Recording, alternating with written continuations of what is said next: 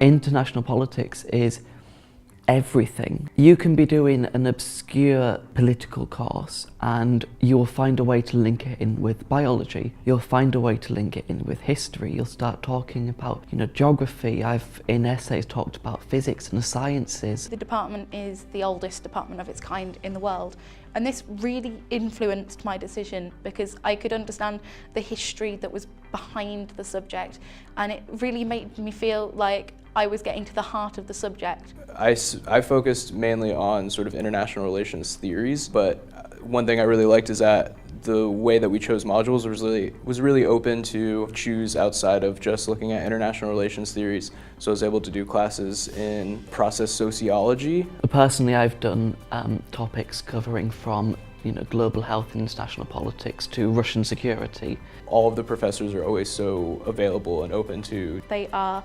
amazing and really enthusiastic and willing to get involved with students. They're all really different, and they all have their own way of teaching. One of our lecturers does joke a lot and makes a lot of side comments and generally makes lectures funny. Other lecturers have other approaches, but they all the ways that they teach help you learn a lot more and help you delve more into what you're doing.